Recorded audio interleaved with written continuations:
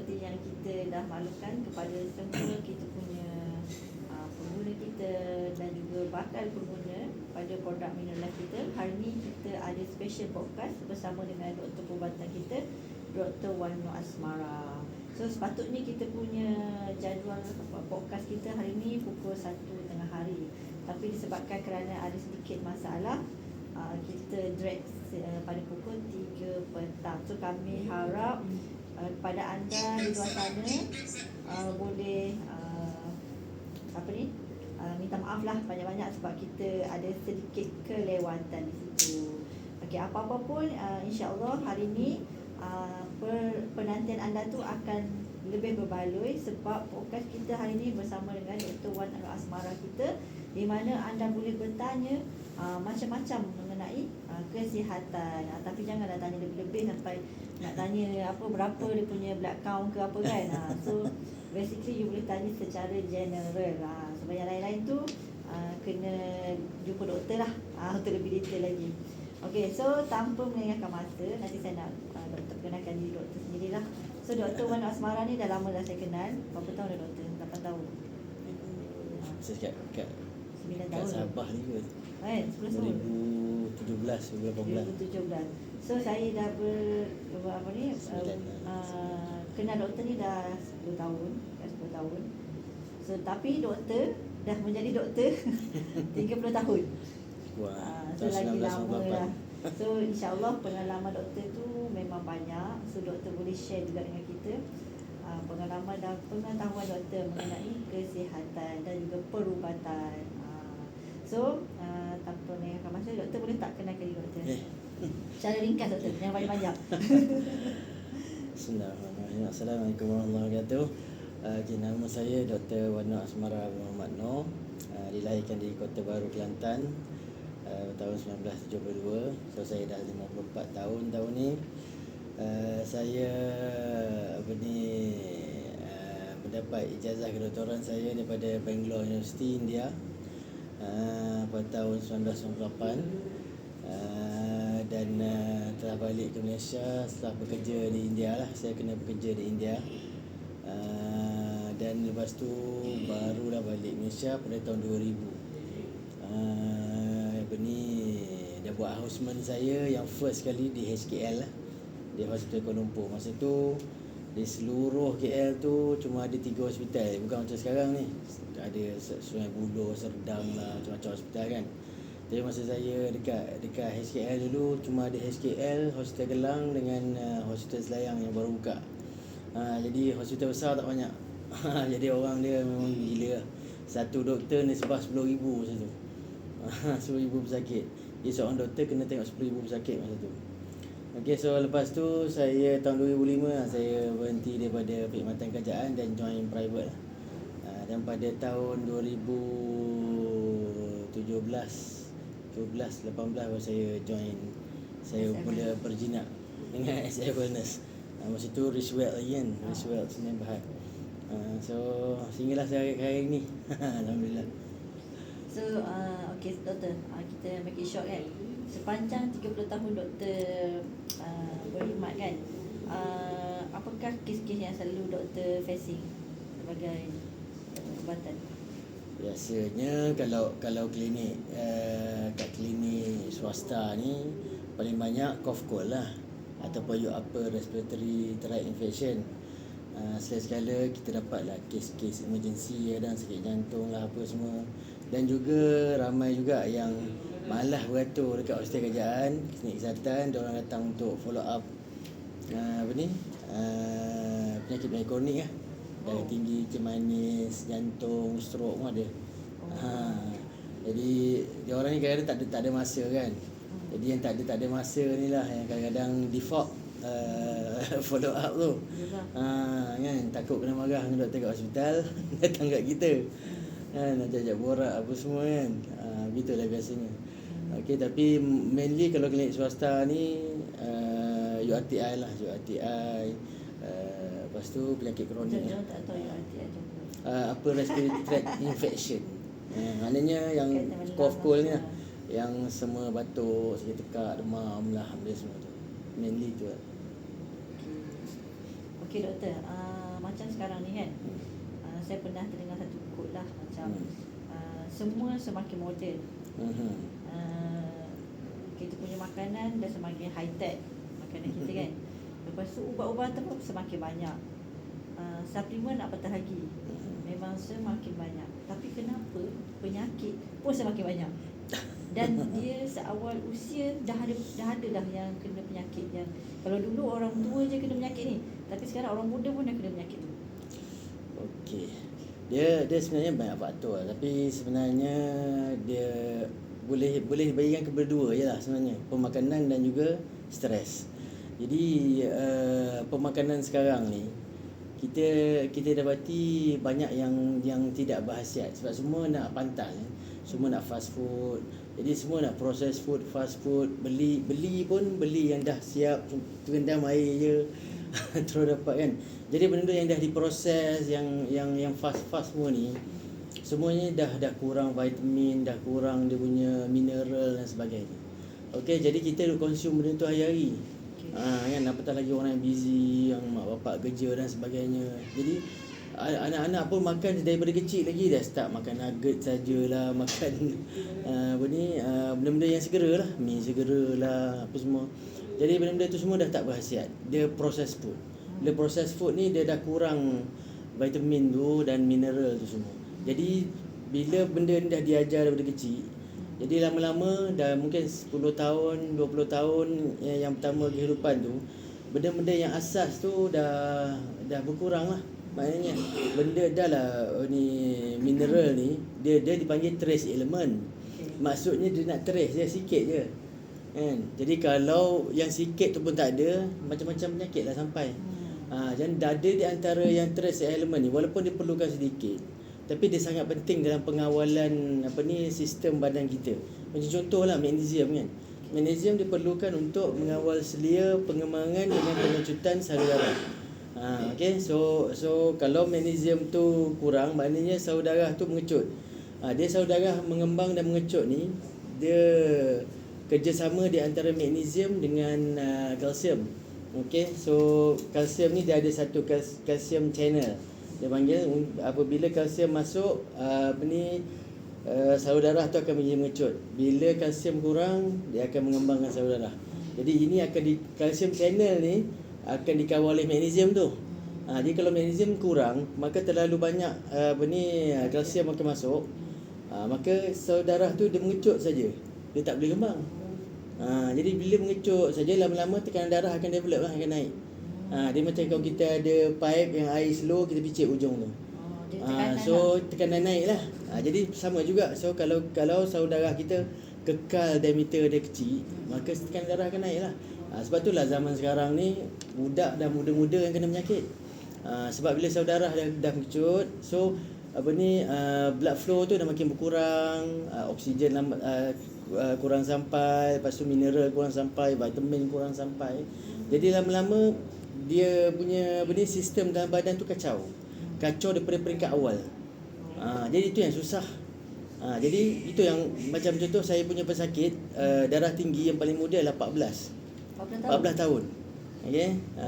Masih sekolah, tinggal 2 lagi. Tekanan darah yang bukan primary je, bukan secondary, primary. Maknanya macam orang tua punya darah tinggi. Kalau secondary ni mana ada benda lain lah, ada pertumbuhan kan. Tapi ini primary hypertension. Dia boleh naik umur 14. Pesakit kencing manis umur 15. Type 2, bukan type 1. Type 1 daripada kecil kan, sebab dia tak ada insulin. Ini type 2 macam orang tua lah. Kalau zaman dulu 50, 60 baru dah biasa kat hospital ni beratus orang tua je.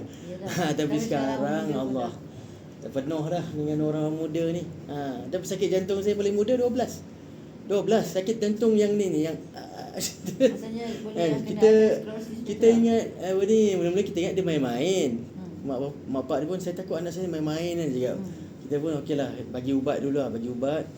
Sekali datang balik tak hilang sakit, refer lah pergi pediatrik kan untuk siasat budak-budak. Sekali datang balik surat pada pediatrik tu cakap memang sakit jantung. Dia budak tu memang kena serangan jantung, kena MI, myocardial infarction. Kan terkejut je. 12 tahun. Cuma tiga-tiga ni saya dapatilah Diorang ni suka minum air gas. Jadi minum air gas maknanya gula banyak. Air gas ni satu yang regular tu lah, dia ada 22 sachet gula tau. 22 sachet. Satu sachet gula ni 5 gram. Macam dalam satu tin tu lah. Satu tin yang 250 mg tu, 250 ml tu. Yang tu dia ada 22 sachet gula. Satu sachet 5 gram. So 5 kali 20 berapa? Times 10 pun dah 55. So 110 lah. So macam lebih kurang nak dekat suku kilo jugalah kadang-kadang. Kalau yang large tu ada 44 2 kali kan 44 sachet gula. So almost suku kilo gula dalam satu tin tu. Okay. Jadi of course lah atherosclerosis, saudara mengecil apa semua jadilah macam tu. Okay. So sebab tu sekarang ni makin muda lah orang kena penyakit. Macam-macam penyakit. Kalau zaman dulu memang tak jumpa lah. Memang tak jumpa lah. Dan mungkin tak direport pun. Sebab budak-budak mana budak-budak semua sibuk main apa semua kan. Tapi kita dulu doktor, kita dulu susah nak dapat makanan yang macam sekarang ni. Sebab kita makan banyak dulu. Kalau mak kita buat nasi goreng je pagi kan. So makan apa, goreng pisang. Itu je lah makanan kita, betul tak doktor? Macam sekarang ni semakin maju kita punya food tech, food teknologi kita. So makanan tu lagi tak ada nilai. Betul doktor? So makanan tu lah menyebabkan sekarang ni ramai orang yang di usia muda dah dapat penyakit yang macam doktor cakap tadi. Jantung kan, darah tinggi, tekanan darah tinggi, kemudian ialah kecil manis. Kecil manis ni pun mungkin lepas ni tak tahulah kerajaan nak bagi lagi tak subsidi. Sebab dah bila umur makin muda kena penyakit, so takkan kerajaan nak tampung lagi kan subsidi ubat-ubatan. Sebab ubat-ubat untuk penyakit 3 serangkai ni, 4 serangkai ni sangat-sangat mahal sebenarnya. Okey doktor.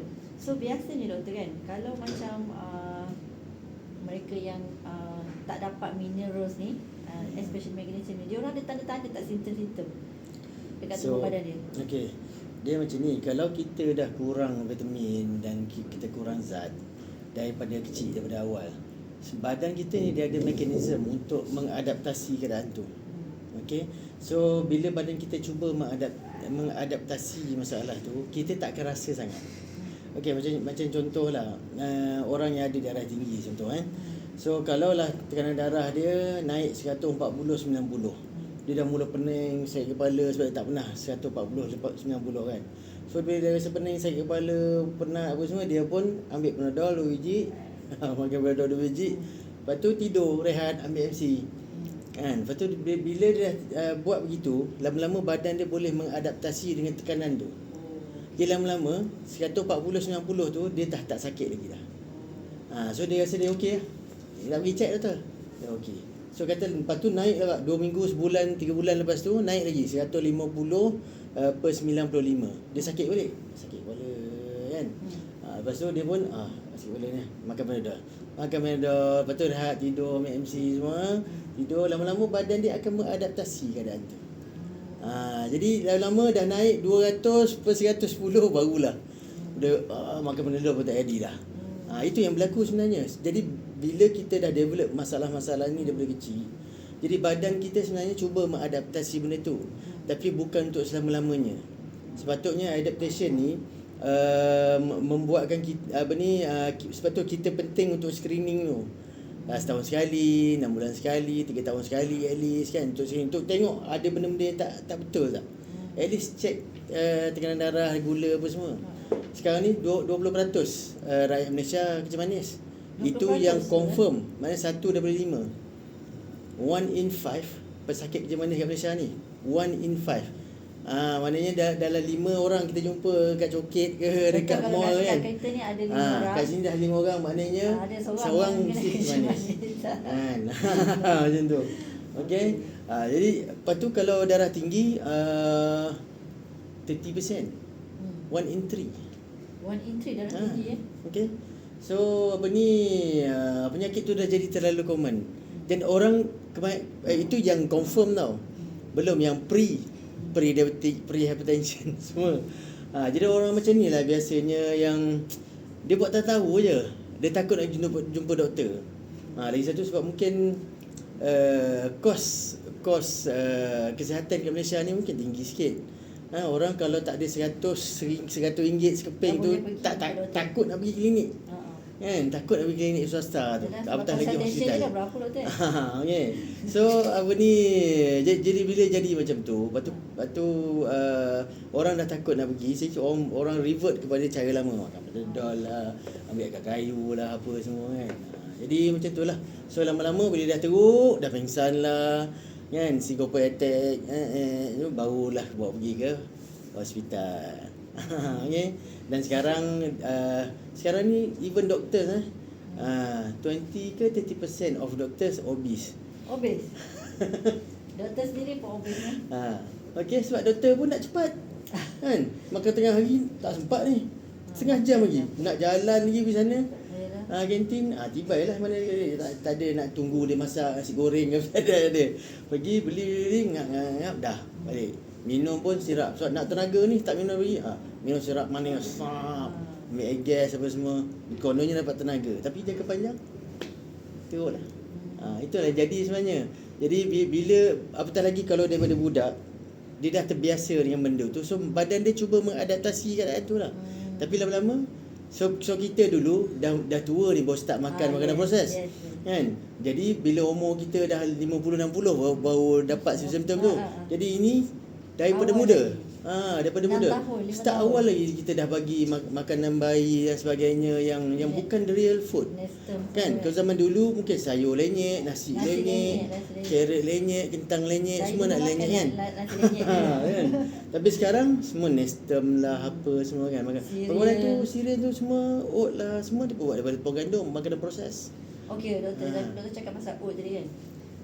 Okey, nak tahu lah sebab ramai juga yang buat diet oat kan, macam overnight oat kan. Oat ni sebenarnya okey tak doktor? Kalau tanya saya personally jangan benci kat saya pengeluar oat Tak apa. Okey, so tanya saya personally, oat ni sebenarnya dibuat daripada tepung gandum tau. Dia dibuat daripada tepung gandum. Maknanya dia pun tak ada khasiat juga. Dan yang ada yang menganggap seolah-olah oat ni menurunkan kolesterol dalam badan. Macam seolah-olah makan oat tu masuk dalam darah kita, menangkap kolesterol dan semua keluar. Tidak sebenarnya. Okey, oat ni sebenarnya dia menghalang penyerapan makanan berkolesterol saja. Makanan kolesterol ada lemak. Dia menghalang. Dia menghalang penyerapan oat. Jadi kalau kamu jadikan oat tu dessert, tak ada guna lah. Kan? Dia kena makan sebelum makan. Jadi bila kamu makan oat tu sebelum makan, jadi bila kamu makan nak daging masak merah ke apa semua yang berlemak-lemak, berkolesterol tinggi ni, dia akan diserap oleh oat tu. So keluar sebagai najis. Sebab tu orang yang makan oat banyak ni biasanya najis dia macam berkilat, berlendir. Kan? Sebab dia ambil lemak-lemak tu keluarkan. Dia bukannya masuk dalam darah kita diserap keluarkan. Tidak. So semua orang ingat macam tu. Sebenarnya oat bukan begitu. Oat tu hanya menghalang. Dia hanya menghalang penyerapan tu. Jadi dia serap, dia keluarkan. Jadi itu dan yang masalahnya oat tu sendiri bila diserap pula, okey, kalau diserap pula dia adalah tepung gandum. Bila diserap, maka dia glycemic index tinggi lah, 103 lebih tinggi daripada glukos. So macam mana dia boleh kata boleh kurus makan oat? Okey. So sebabnya dia menyerap lemak-lemak semua tak diserap. Jadi orang tu bukannya semakin kurus, dia tak semakin gemuk. Sebab dia menghalang penyerapan lemak apa semua tu. Dia ada satu ubat kurus yang menyerap lemak tu. Apa benda tu? Zanical tu. Macam tu lebih kurang fungsi dia. Fungsi sebenar dia.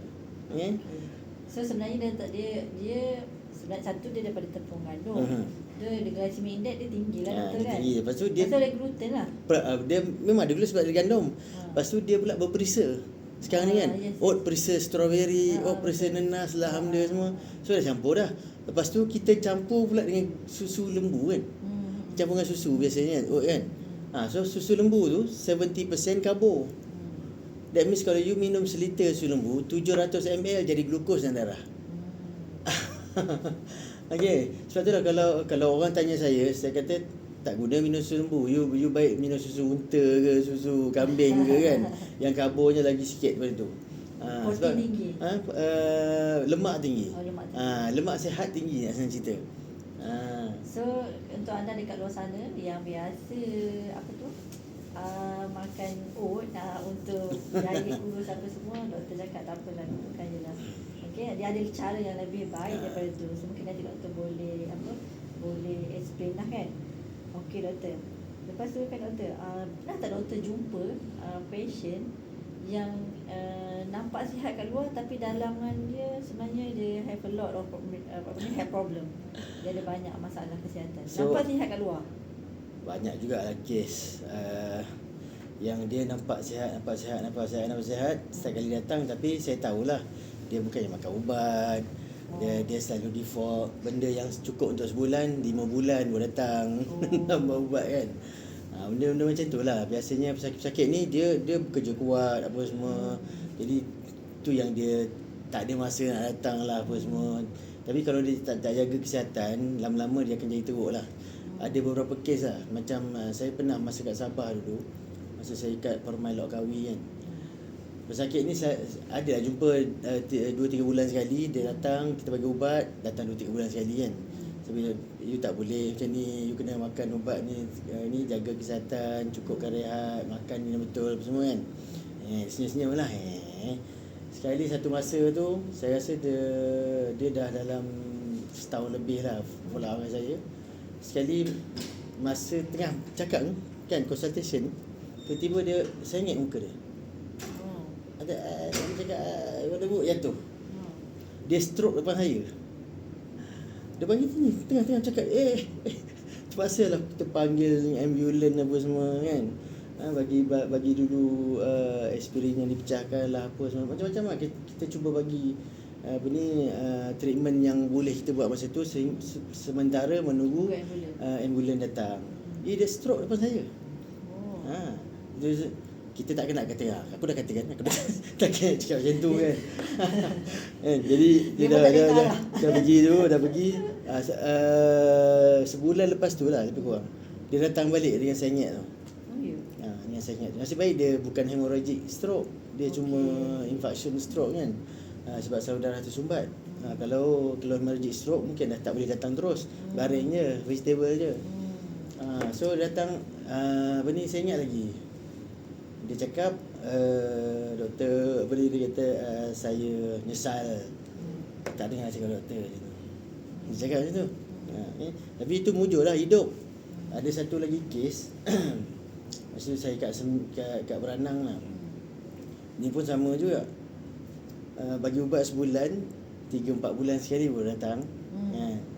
Dia sibuk. Dia penggali kubur.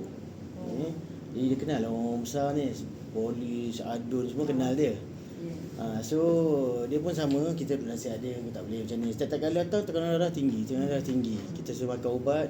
Kadang-kadang tu dia terlalu tinggi, saya bagi ubat masa tu juga suruh makan kan. Lepas tu bila dah normal balik, dia ambil ubat, lepas tu dah tak datang lah 2-3 bulan lepas tu baru datang. Jadi mamak ni satu hari tu datang, muka dia dah macam toksik sikit lah muka dia kan.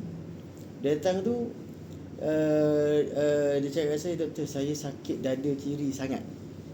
Sakit sangat. Saya cek tengah darah ni memang tinggi lah masa tu. Lepas tu terus lah saya buat ECG kan.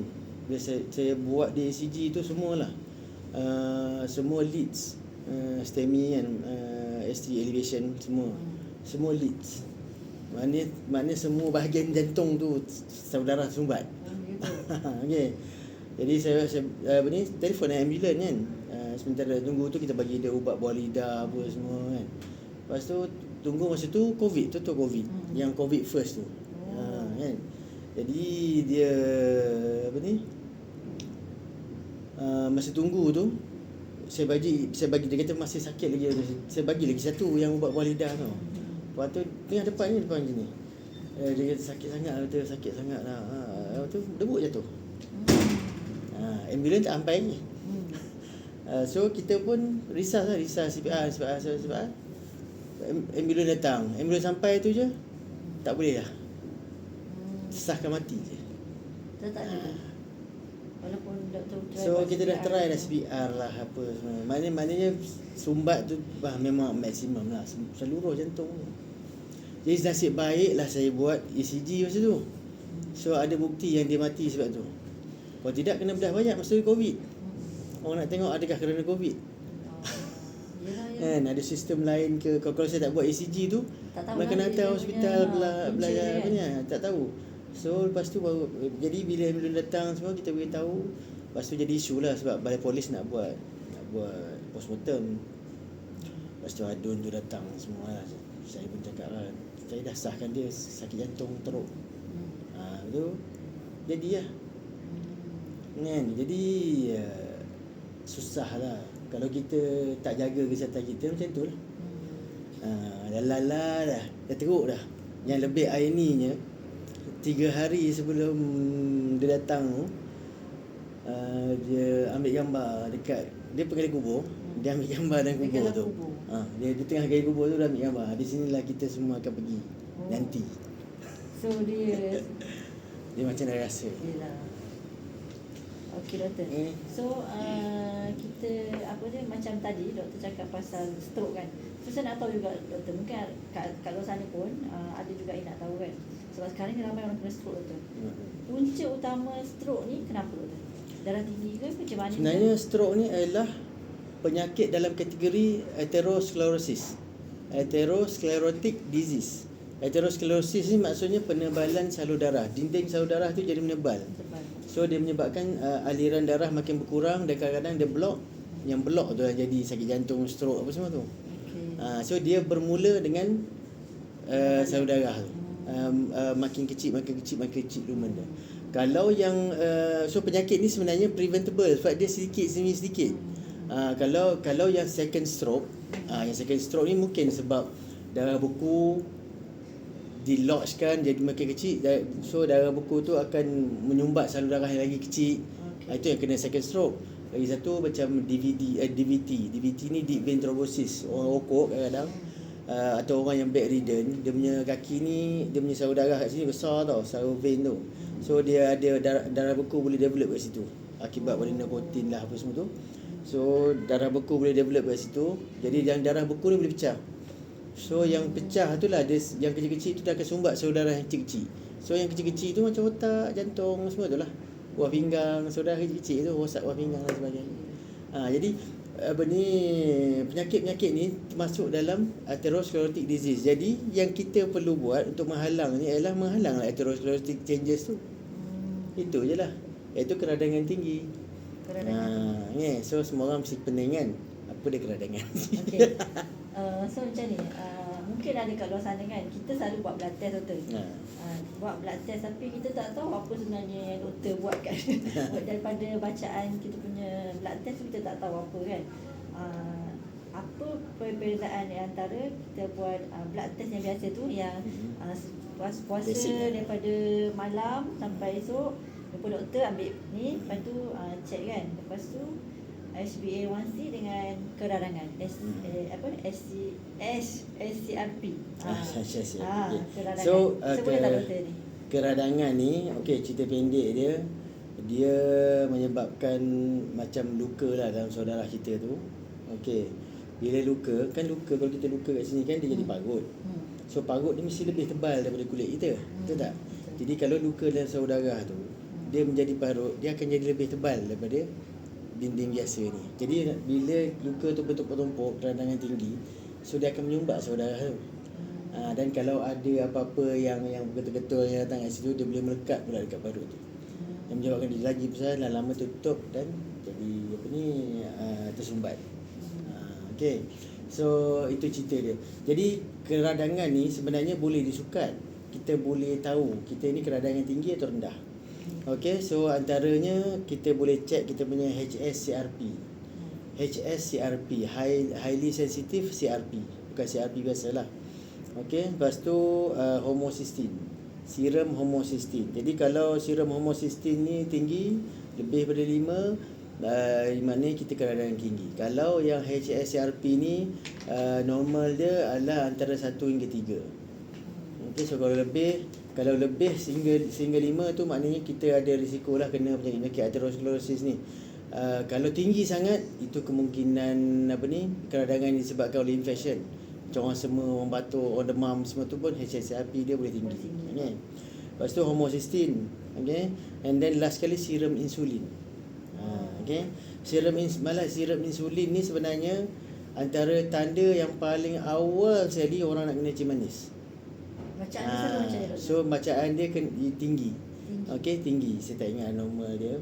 Tapi tinggi lah, beratus-ratus lah selalunya orang nak kena kencing manis. Jadi bila sirap insulin tinggi, maknanya dia punya sensitivity dia kurang. Okey, so maksudnya walaupun dia puasa, walaupun puasa kan, lepas ambil darah, serum insulin kita tinggi. masih tinggi lagi. Maksudnya kita dah ada, maknanya kita ni on the way. Mungkin 5 tahun. walaupun bacaan gula kita waktu tu rendah. Walaupun masih normal. Walaupun Bukan masih normal lah. masih Ketumpat normal ke, dan kan? juga apa ni. So sirap insulin ni sebenarnya tanda-tanda yang paling awal untuk kena. Dan antara tanda-tanda kat luar yang menunjukkan serum insulin tinggi sebenarnya tanda-tanda insulin resistant, iaitu hyperpigmentation. Hyperpigmentation ni maknanya dia jadi hitam lah. Kat tengkuk ni hitam, kat teriak hitam, selangkang hitam, lipat ni semua jadi hitam. Itu kalau kita gonyoh tak hilang, maknanya itu bukan daki. Itu ialah hyperinsulinemia. Insulin kau tinggi. Jadi bila insulin kau dah start tinggi, kau tak semestinya kena kencing manis lagi. Mungkin dah 5 tahun. Sebab tu lah kalau tengok budak-budak kadang-kadang kan badan besar kan, tengok hitam kat sini kan, kita gonyoh sabun lah apa, kita ingat kan daki, tak dah hilang. Maknanya budak ni ada can. Bila besar nanti ada can. Kadang-kadang ketiak hitam. Ketiak hitam ni macam common lah sikit kan. Tapi kalau kat tengkuk ni paling banyak. Dekat sini tengkuk ni, lipat kat tengkuk ni. Itu yang paling biasanya. Okay, so itu tanda hyperinsulinemia. Jadi melalui insulin. Jadi kalau kita check serum insulin ni, kita boleh tahu dalam 5 ke 10 tahun in advance yang kau akan kena kencing manis nanti. Macam tu, okey. Cuma masalahnya dengan serum insulin ni dia mahal. Kalau hospital biasa dia buat tak? Kalau hospital biasa. Kalau hospital untuk screening dia tak check. Dia tak check. Untuk screening tak buat. Malas you memang dah kena. Dia kena manis tu, bawa dia check. lah. Ni. Jadi kalau you untuk kata saya nak screen tak ada. Unless you ada kat depan tu macam-macam title kan, kroni mana-mana kan. Itu kabel lah. Mungkin sepupu kau spesialis kardio ke. Dia boleh lah arahkan kan. Macam tu lah. So, ada tak cara macam mana kita nak increasekan sensitivity insulin tu? Sebab doktor cakap tadi insulin ada, tapi dia tak bekerja. Okay. So macam mana kita nak suruh bekerja? First kali kita kena tahu kenapa insulin naik. Okay. So insulin naik of course sebab ada glukos dalam darah. Dan selalunya insulin naik dengan cepat ni apabila kita makan makanan yang berglycemic index tinggi. Maksudnya makanan itu bertukar jadi glukos dengan cepat dalam darah. Contoh? Macam contohnya gula putih, gula perang. Okay, glycemic index gula putih adalah 88. Glycemic index gula perang adalah 85. Dia sebarang glycemic index lebih pada 80 ni dia anggap high. Dia cepat bertukar jadi glukos dalam darah. Okey. Lepas tu macam so bila kita makan gula, so dia bertukar jadi glukos dengan cepat dalam darah. Jadi graf glukos tu katalah ni base dia akan naik macam ni. Okey, dia gerak macam tu. Okey, so bila berlaku macam tu, otak kita akan kesan, glukos banyak ni. Dia pun arahkan teng terus pergi ke pankreas, cakap pankreas tolong hasilkan insulin. Dengan banyak. Kau kena turunkan glukos ni cepat sebab glukos ni tak bagus untuk badan kita. So insulin pun naik dengan banyak untuk turunkan ni. Lepas tu dia turun balik insulin tu. Tapi maksud tu dia dah banyak untuk turunkan tu dengan cepat. So dia terhasil dengan banyak. Jadi ada di antara dia tak guna, so dia akan berada di dalam darah. Okay, so itu. Kalau kita makan yang glycemic index sederhana, contoh nasi. Nasi ialah glycemic index dia sederhana di antara 55 ke 75 bergantung kepada jenis beras dan cara kita masak. Jadi graf dia, katalah ini base dia, graf naik glukos dalam darah tu dia begini je. Jadi otak pun akan cakap, okey, insulin bolehlah hasilkan sikit. So dengan sikit saja insulin dia boleh turunkan. Dia tak naik macam tu. Jadi dia tak terkejut lah. Dia tak terkejut, dia tak banyak. Jadi bila kita makan makanan glycemic lain, contoh lain adalah gandum. Gandum glycemic index dia 103. Maknanya gandum lebih cepat daripada gula putih bertukar jadi glukos dalam darah. Daripada gula putih? main lebih cepat. Dia 103. Dia punya rate tu, maknanya kalau gula macam tu, dia mungkin macam tu. J terus. Macam nak naik. Jadi insulin lagi banyak lah. Kan? So kalau maltodextrin 136. Maltodextrin ni susu Cak Junjung yang buat teh tarik, kopi tarik, yang makan koktail, susu cair tu, semua tu ada maltodextrin. Maltodextrin Itu doktor, itu bukan susu kan? itu bukan susu. Itu olahan. Sebenarnya sayur campur dengan tepung, kau tak silap. Dia jadi lagi teruk lah, condense. Dia macam benda yang 1 kilo dikondenskan jadi 100 gram dia. Jadi pekat, dia ambil sikit pun jangan. Kan. Dia sebab itulah KKM keluarkan kenyataan. Kadar seseorang kena penyakit jantung sebenarnya berkadar terus dengan pengambilan teh tarik. Bukan sebab teh tu, tapi sebab maltodextrin yang ada dalam tu yang tukar jadi glukos yang cepat. Jadi cerita dia, bila insulin banyak, dia insulin ni dalam keadaan normal dia menurunkan gula satu. Lepas tu dia retain moist. Dia retain moist dalam badan supaya air tak keluar daripada badan kita. Itu tugas dia. Tapi bila dia tinggi, dia akan stimulate otak kita akan tinggi sangat ni. So dia otak akan mengarahkan badan kita bahagian-bahagian tertentu untuk menghasilkan inflammatory markers.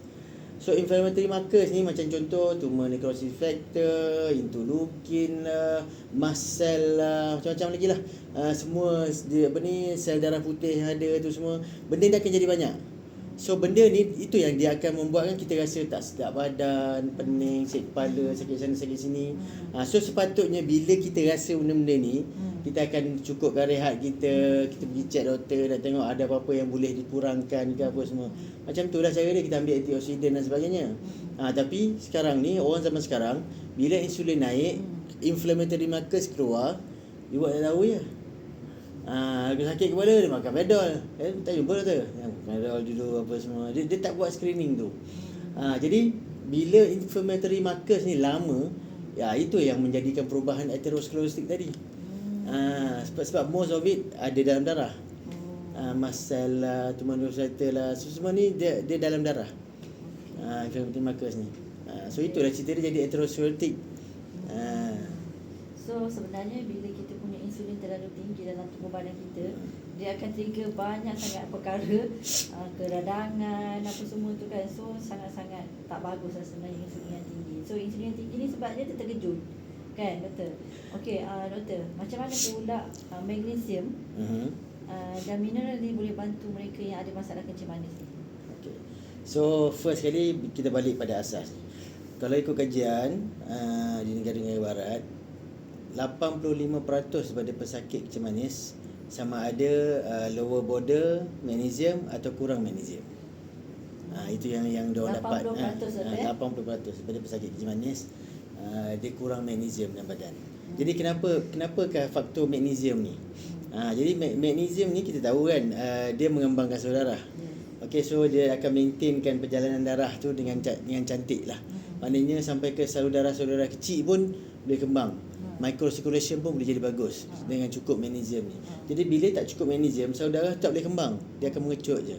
So pengaliran nutrien, oksigen, mineral semua untuk sampai ke target organ tu jadi kurang.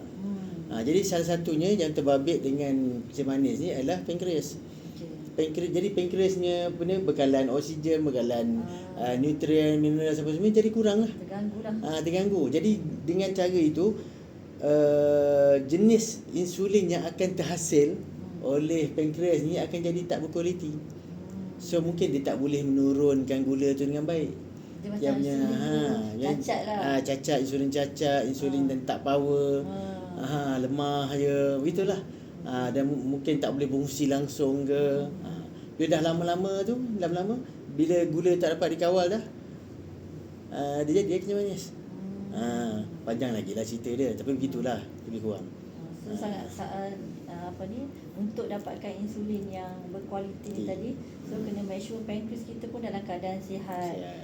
Ada nutrisi, ada dia punya magnesium, mineral tu semua. So macam tu lah sebenarnya Aminah Life ni dia bantu untuk mereka yang ada masalah kencing manis ni tadi. So ikut doktor juga tadi, doktor cakap 80%, ini daripada kajian daripada US Daripada Europe.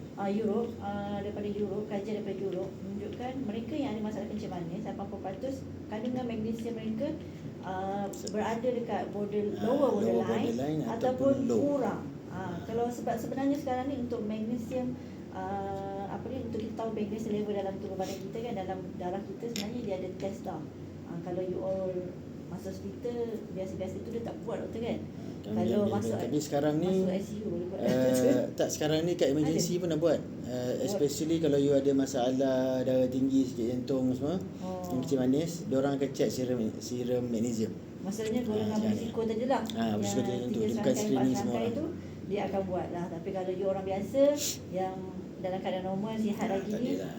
kalau pergi emergency sebab demam tak adalah kan doktor kan. Tapi korang boleh buat inisiatif ni, korang boleh lakukan test ni dekat luar, dekat pet lab ke apa kan doktor kan. Mana-mana klinik swasta Ini pun lah. boleh Sekarang ni juga, klinik request swasta lah, semua buat. request. So sebenarnya magnesium ni adalah salah satu mineral yang sangat penting doktor kan. So semua sel dia magnesium ni diperlukan dalam mitokondria. Jadi semua sel yang ada mitokondria memerlukan magnesium. Okay, sel mitokondria tu ada dalam sel. Dalam sel. Okay, so semua sel yang ada dalam mana-mana ada mitokondria dalamnya, dia mesti memerlukan magnesium. Sebab mitokondria ni dia macam pusat pemerintahan. Macam Putrajaya dengan Malaysia. So dia pusat pemerintahan. Dia macam TMB, tempat menghasilkan tenaga dan sebagainya. Jadi mereka memerlukan magnesium ni dalam banyak proses kitaran yang menghasilkan tenaga, proses detoxification dan sebagainya, perkumuhan dan sebagainya. Jadi dia memerlukan magnesium. Jadi semua sel, saya tak tahu yang tak ada magnesium, saya rasa tak ada kot. Semua sel perlu hidup. Jadi kalau sel tu perlu hidup, dia perlu tenaga. Kalau dia perlu tenaga, dia perlu mitokondria. Dan mitokondria ni dalam sel biasa lah, sel yang cokek-cokek kata orang, sel-sel biasa je kan, dia ada dalam 30 ke 50 mitokondria tu dalam satu sel tu. Tapi kalau sel-sel yang aktif, yang kerja kuat macam muscle kita, otot-otot kita ni, sel-sel jantung ni, dalam satu sel tu saja ada lebih kurang 5,000 mitokondria dalam dia. Okey. Kat jantung. Jantung tu satu sel. Satu sel. So sebabnya jantung tu perlu berdenyut setiap hari. Jadi tak boleh kata nak stop 5 saat tak boleh. Dia berdenyut lebih kurang 100,000 kali sehari. Jadi dia memerlukan banyak tenaga. So sebab itulah dalam dia banyaknya magnesium ni, kita memerlukan magnesium. Perkalan magnesium sebab dia ada apa ni? Normal range. Normal range ni 0.8 hingga 1.15 kalau tak silap. Dia punya range ni. Jadi kalau kita lah ada pada 0.9, ni dah lower border tu. Dan setengah orang 0.81 0.82 kan, bawah pada 0.8 tu dah rendah. Jadi orang yang lower border ni kena ambil lah. Ini ramai. Sebab kita dah tak makan makanan berkhasiat tu lah. Yang fast food, processed food, tak ada benda dah. Kalau kau pagi makan burger, tengah hari makan burger juga, petang makan burger, malam makan burger, maknanya benda tu semua roti. So dah tak ada daging burger tu dah tak berkhasiat, roti pun dah tak berkhasiat. So apa So sebenarnya faktor dia adalah dua lah. Faktor pemakanan kita dan juga faktor gaya hidup. Gaya hidup kita kan, stres semua. Okey doktor, macam mana pula dengan orang yang ada kencing manis ni? Adakah dia test untuk loss ataupun kehilangan magnesium dan mineral ni lebih tinggi berbanding orang normal? Sebab dia lah kencing kan? Dia melalui kencing tu boleh berlaku lah. Tapi sebenarnya most of it disumbangkan oleh kurang intake. Maksudnya pemakanan dia. Dia takkan jadi kencing manis kalau makan makanan berkhasiat. Kan, unless dia type 1. Unless dia type 1. Tapi kalau you type 2, you tak akan jadi kencing manis tu out of the blue. Nak salahkan meteor jatuh kat bumi kena ke tak ada. Nak salahkan jin setan tak ada. Okey. So dia akan kena melalui pemakanan yang tak dijaga. Jadi most of it sebab kurang intake. Sebab magnesium ni dia tak dihasilkan oleh badan kita. minerals tak dihasilkan oleh badan kita. Kita kena ambil daripada luar. Jadi so dia menyumbangkan penyumbangan yang utama kurang magnesium ni, kurang intake. Itu je lah. Tak ada cara lain. Kan? So benda tu kena makan. You tak boleh kena hujan meresap masuk magnesium, tak ada. Tapi pijak tanah tak ada. Pijak garam ke, kan, berendam dengan air laut ke, masuk magnesium, tak ada. Tak ada, Macam tu. Dia mesti consume. Jadi kalau you consume tu tak ada magnesium, tak ada lah. So kalau korang yang sejenis yang susah nak dapatkan real food ni, macam doktor cakap, kena ambil makanan yang basiat. Makanan basiat tu apa? Buah-buahan kan, makanan sayur-sayuran. Tapi susah sangat sebab korang terlalu sibuk bekerja, makan pun tak tentu masa. Makan pun asyik kat luar je kan doktor. Kalau masak sendiri, no hal lah, boleh dah kita makan sayur, makan buah apa semua. So korang boleh juga amalkan Mineral Life ni. So dalam ni dia ada magnesium dan 71 minerals lain yang sangat penting untuk tubuh badan kita. So macam doktor cakap tadi, dekat dalam tubuh badan kita ada sel. So dalam sel tu ada mitokondria. So kita anggap minerals ni macam minyak lah kan doktor ya? Lebih kurang macam minyak. So nak menjana tenaga, nak bekerja tu dia perlukan minyak. So kalau dia macam selah humus tu tutup kan, dia tak dapat minyak. So jadi kita pun jadi kurang function. Saya tambah sikit. Okey, dalam Mineral Life ni dia ada 72 jenis mineral yang diperlukan oleh badan kita. Jadi macam orang yang ada kecemasan manis, katalah dia dah kurang magnesium tu satu. So bila kurang magnesium, dah kurang dia punya bekalan tenaga, dia punya bekalan oksigen, mineral semua. Lepas tu dalam ni juga dia ada minerals yang bernama vanadium. Okey. So vanadium pun sebenarnya diperlukan pada pintu yang kuncinya insulin tu. Insulin dia nak bawa masuk glukos dalam sel ni. Dia perlu pergi dekat pintu sel tu, buka kunci tu, masukkan glukos, lepas tu tutup balik kunci tu. Itu cara dia. Okay. So vanadium tu berada pada pintu tu. Jadi kalau vanadium tu kurang maka pintu tu pula rosak. Pintu tu pula rosak. Okey. Lepas tu ada juga kromium. Okey, kromium ni dia boleh bergabung dengan picolinate yang ada dalam makanan kita, membentuk kromium picolinate. Kromium picolinate ni dia menjadi goldsmith, membaki pintu-pintu yang rosak ni. Supaya betulkan balik. Okey, jadi dalam Mineral Life ni bukan ada magnesium je lah. Maknanya ada banyak lagi mineral-mineral lain yang membantu badan kita untuk jadi sihat. Kan ada selenium.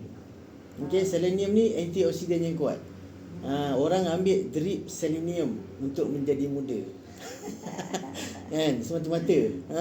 Bayar beratus.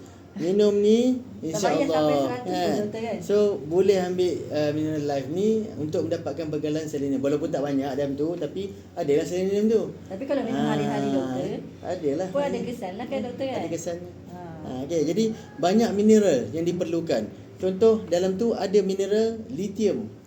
Okey, lithium ni dia euphoric. Okey, dia mengembira kita sebenarnya. Okey. Sebab itulah orang yang depression, hospital psikiatris akan bagi dia lithium. Okay, untuk jadi dia happy balik. Jadi lithium ada dalam tu sebab dia termasuk dalam 72 minerals yang wajib dalam badan kita. So dia ada lithium juga. Kita akan rasa happy apa semua. Okey. Jadi banyak mineral lah. Kita ada potasium. Potasium penting untuk pergerakan jantung kita. Okey, sodium penting untuk ketumpatan darah kita. Sodium tu. Jadi banyak chemical. Dia ada semua yang ada dalam jadual jadual berkala tu semua ada. Okey, kecuali cesium lah. Radioaktif semua tu kan. Yang tak ada cas-cas ayam yang radioaktif tu tak ada lah, of course. Okey. So itulah, jadi banyak khasiatnya. Dia sebenarnya membantu kita mencukupkan. Okey, walaupun yang paling banyak dalam tu adalah magnesium. Seperti mana juga you minum air zam-zam. Dalam air zam-zam tu dia jadi payau tu sebabnya ada magnesium lah. Sebab itulah kalau you titik ni dalam air, you akan rasa payau air tu. Okey, so dalam air zam-zam ada 44 mg magnesium dan 1 ml. Tapi kita punya ni ada 94 mg magnesium dalam 1 ml. Dan 1 ml sebenarnya lebih kurang 20 titik. Itu je cara saya ajar selalu. Maknanya boleh titik dalam air tu, dalam segelas tu boleh titik lah 1 ke 2 kita mengikut mulut kita punya rasa. Jadi kalau kalau macam saya titikkan 5 titik. So kalau saya minum 10 gelas pun baru 50 titik. 50 titik bersamaan dengan 250 mg magnesium. Okay. Jadi itulah banyak khasiat dia. Okay. Okey doktor, kita cakap pasal garam mineral ni kan. So bila orang sebut pada sodium kan, garam mineral ni, so dia orang cakap macam okey kalau saya amalkan Mineral Life ni kan, saya kena darah tinggi lah nanti.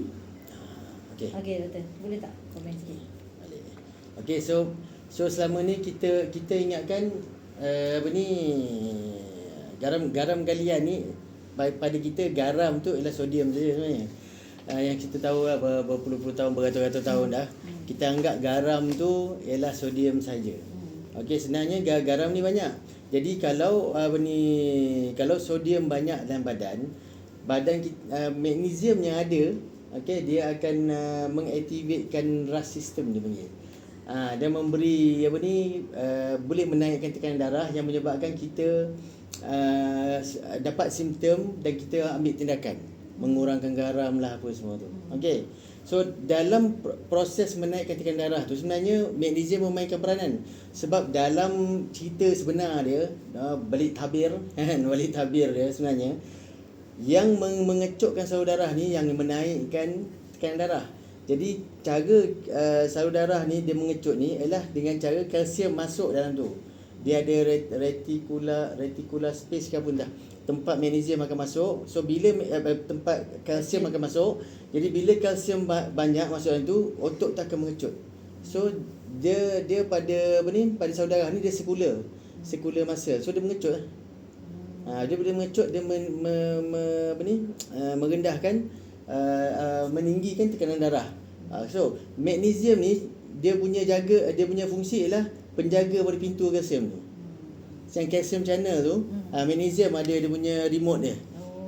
Jadi kalau cukup magnesium, maka magnesium kata dah kau dah cukup banyak dah tu. Okay, so dia tak terus mengecut. Dia boleh gemenggang sikit. Tapi kalau kita tak ada magnesium, maka remote tu tak ada kat kita. Kalsium dengan sesuka hati masuk dalam tu. Yang menyebabkan dia jadi kecut macam tu. Okay, so sodium hanya menaikkan kepekatan dalam darah saja. Tapi ini semua akan dikesan oleh otak lah apa semua untuk menghasilkan kalsium, untuk menghasilkan magnesium dan mengembangkan salur darah tu. Macam tu. Okay, jadi dan kandungan yang paling tinggi adalah magnesium. Sodium, potasium dan lain-lain tu semua hanya small fraction. Ada yang tidak sampai 1% pun daripada daily recommended dose. So you kena cukup lah benda-benda tu daripada sayur, you punya makanan yang organik you. Sayur, buah, ikan, daging semua tu. Begitulah. Okey, lepas tu satu lagi doktor, contohlah yang ni kita cakap pasal, tadi kita cakap pasal garam mineral daripada Mineral Life. Kalau daripada pemakanan pula doktor, betul ke macam kita sekarang kena tekanan darah tinggi ataupun high blood pressure disebabkan kita banyak makan makanan yang bergaram? Okey, so itu cerita lama. Okey, zaman sekarang ni banyak dah kajian. Okey, sebab kita kena ingat tak ada orang boleh makan masin sangat. Yalah, tak sedap. Ada tak sini? Sedap lah masin tu. Sedap lah masin. Mana ada? Yang boleh ialah manis sangat. Betul tak? Kalau sedap manis kan. Air sirap makan aiskrim semua. Sedapnya, lega rasa kan.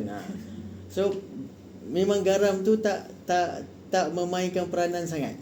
Sebab tak ada orang yang makan garam berlebihan dalam satu masa. Okey, so gula orang boleh makan berlebihan dalam satu masa. Kan? Dengan roti canai cecah gula lagi, kari dia tu campur dengan gula pula, kacau. Lepas tu dia tarik pula. Semua orang boleh makan manis dengan banyak dalam satu masa, tapi orang tak boleh makan masin. Jadi saya rasa tak logik lah untuk kita katakan garam tu menjadi punca utama darah tinggi. Jadi sebenarnya kalau ikut kajian-kajian baru, darah tinggi ni pun termasuk dalam atherosclerotic disease. Maknanya penebalan dinding salur darah yang menyebabkan salur darah mengecut dan tekanan naik. Bukan sodium as such. Macam tu. Sebab kita biasa kalau kita makan masin sangat kita Kan, kan? tak ada Macam dah. macam cerita Pelangi kan. Terjatuh garam masing-masing sangat kan. So tapi kalau gula sekilo jatuh dalam tu. Ingat orang perasan ke? Orang tak perasan. Sedap awak ni. Macam itulah. Okey, jadi sebenarnya yang sistem meras tu, kalau korang buka bagi doktor lah, boleh buka NIBC punya website tu. Tu website berbayar. You boleh cari paper-paper yang buat kajian lah tentang sistem meras ni. So sistem meras ni sebenarnya akibat daripada kepekatan sodium yang tinggi tu, dia sebenarnya stimulate untuk penyerapan magnesium lebih masuk ke dalam kita punya peredaran darah, dan juga dia akan stimulate tulang untuk mengeluarkan stok magnesium dia masuk dalam darah. So magnesium ni dia akan pergi kepada channel tadi, calcium channel tadi, dan mengawal kemasukan kalsium tu. So menyebabkan tekanan darah tu buka. Jadi kalau kalsium tu, magnesium tu tak ada, maka pengecutan tu akan berpanjangan, yang menyebabkan tekanan darah tu lama-lama naik. Okey, jadi sodium yang tinggi ni boleh menghalang penyerapan semula magnesium daripada dia kalau buah pinggang kita ni, dia kumuhkan sesuatu, dia boleh serap balik. Sebahagian mana akan serap balik.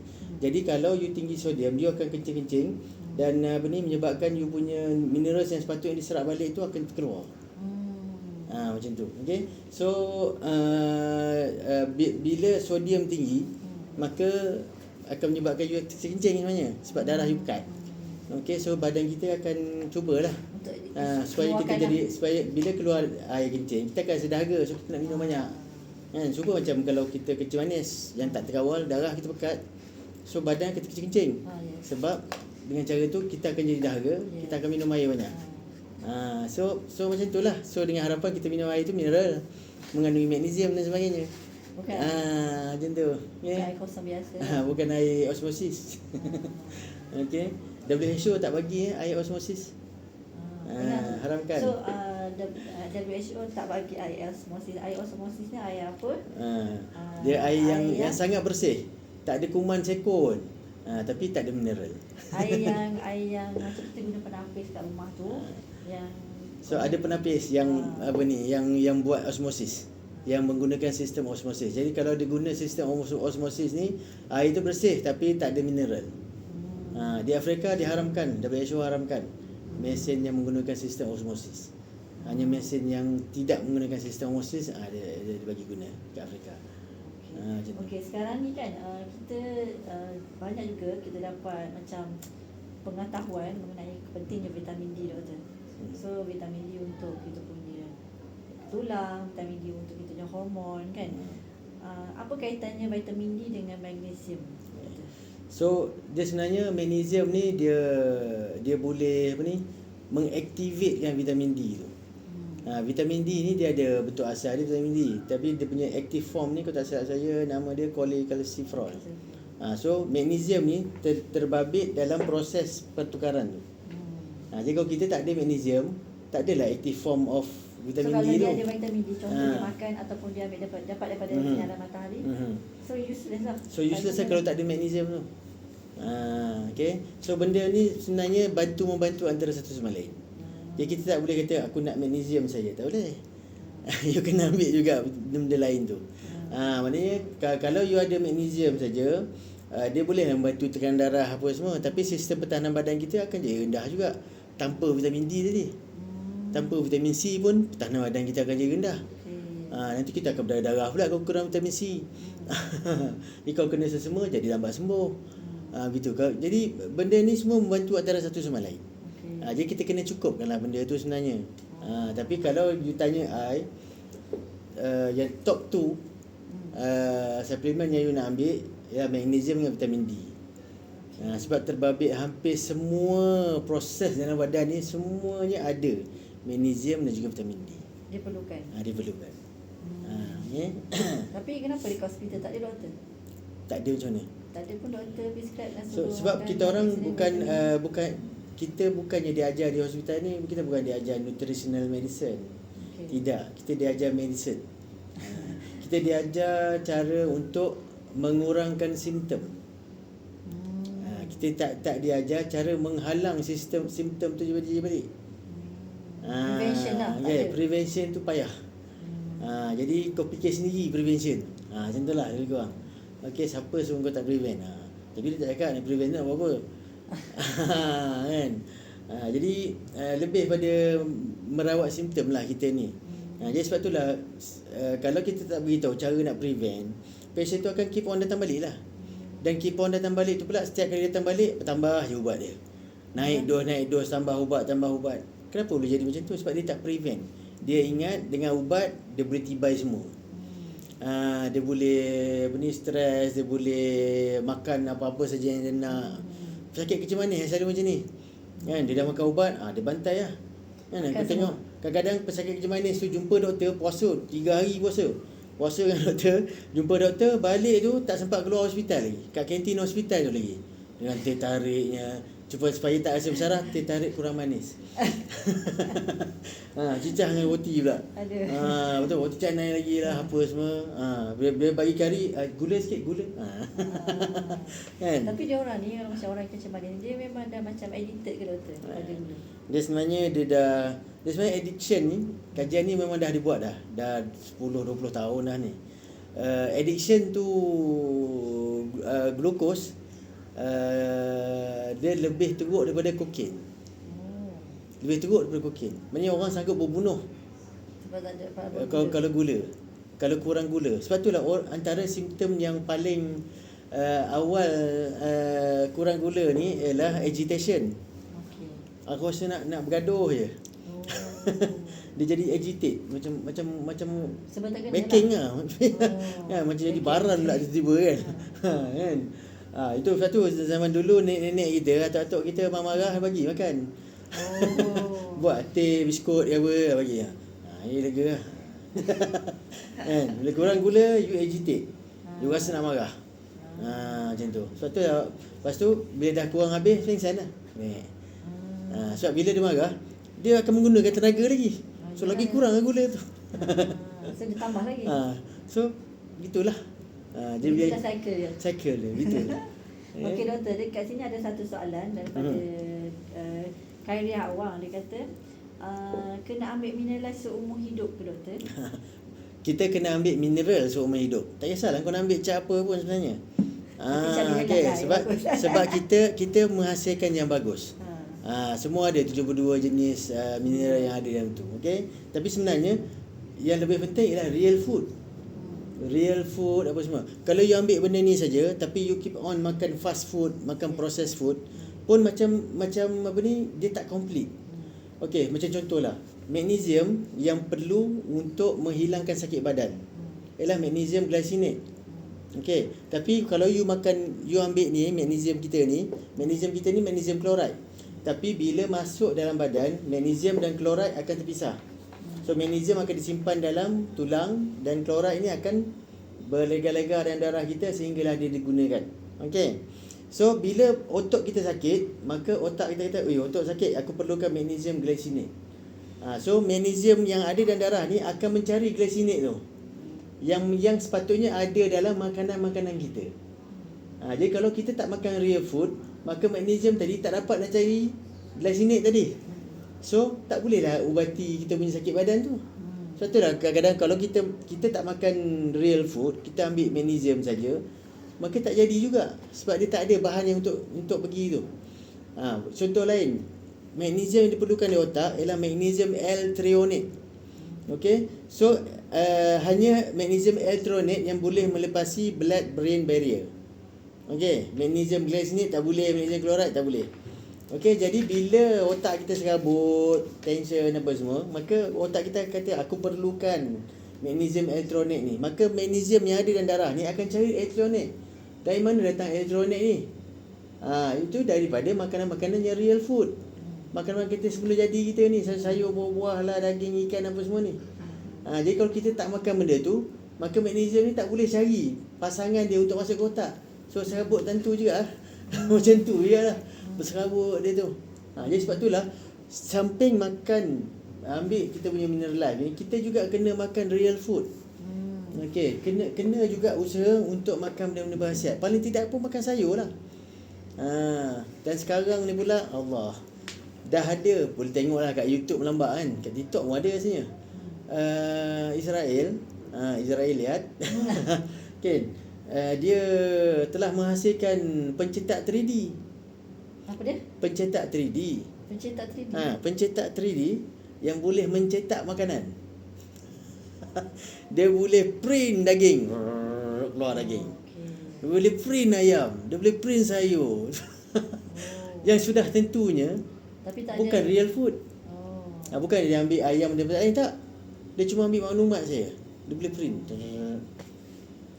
Macam 3D printer.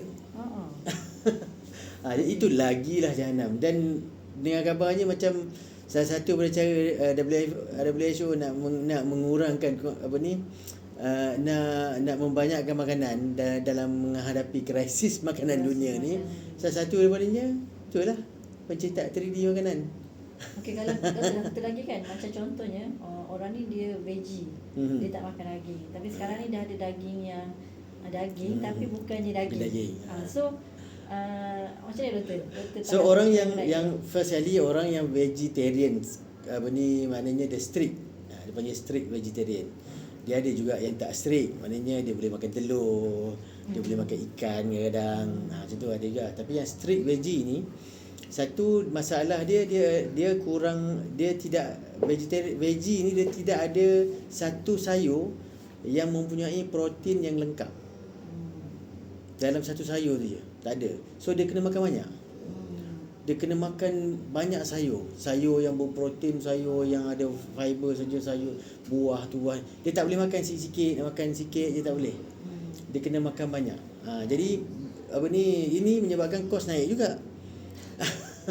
Kalau dia hanya makan kobis je, dan kobis tu ada fiber, ada mineral lain tapi tak banyak, tapi dia tinggi iodin.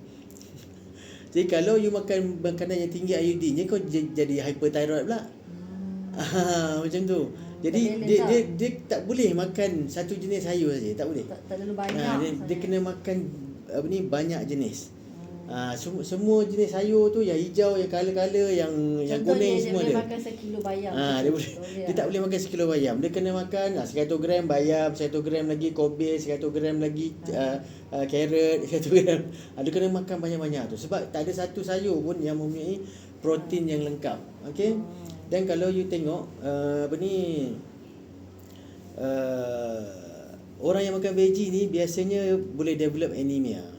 Kurang sel darah merah. Sel darah merah tu, penyakit kurang sel darah merah ni memang banyak kat negara yang banyak veggie. Okey. So saya tak pastilah kenapa. Sedangkan sayur hijau tu tinggi zat besi. Okey, tapi kena ingatlah zat besi bukan satu-satunya vitamin ataupun mineral yang kita perlukan untuk buat darah. Sebenarnya dalam proses tu dia ada juga magnesium, dia juga B complex, dia juga vitamin C dalam step-step tu yang untuk membuatkan sel darah merah kita dalam sumsum tulang tu. Dia perlulah step tu, ada perlu magnesium, ada perlu kalsium, ada perlu hormon erythropoietin, macam-macam lagi lah, vitamin C, vitamin B apa semua.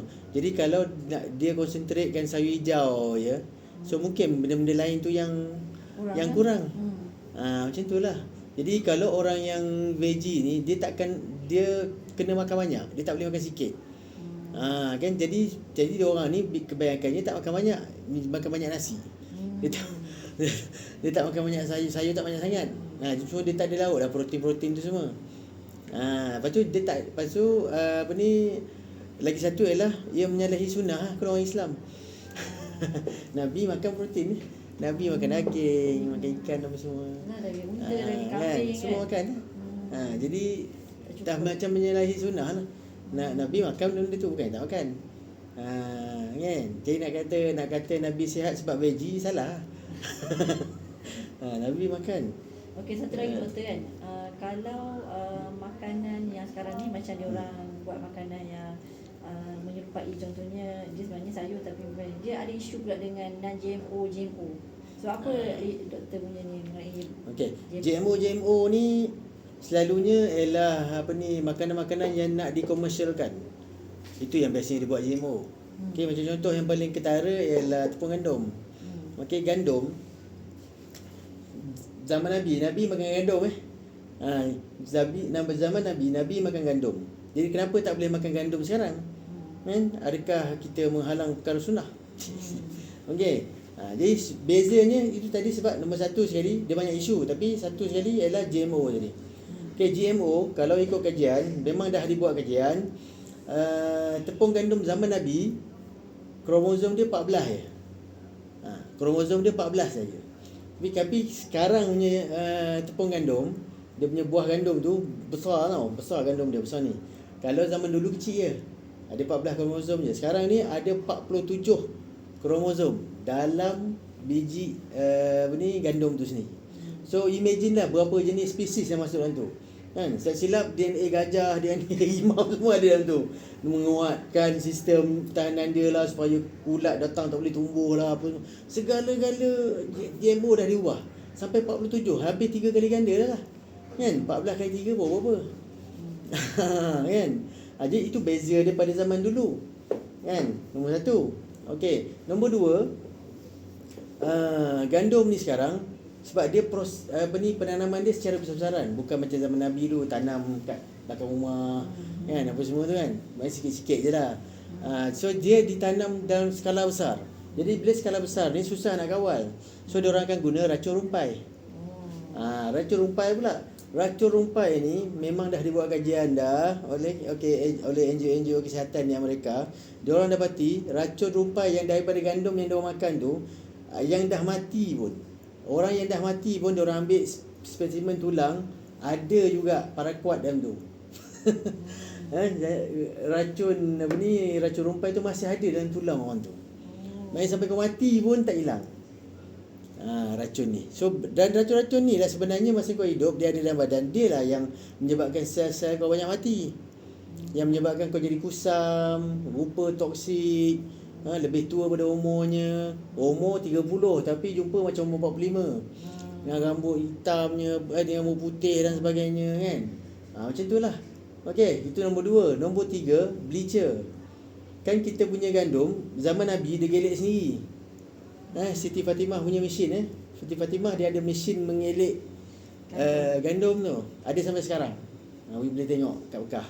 Okey, so dia mesin gelek tu, dia gelek sendiri. Jadi kasar-kasar. Kasar-kasar dia buat tepung tu kasar-kasar. Okey. Tapi zaman sekarang kita dah haluskan. Kita hanya ambil bahagian tengah. Okey. So gandum tu dia sebenarnya tiga lapisan. Azan azan kejap Sekejap azan boleh berhenti tak? Sekejap azan ya, syok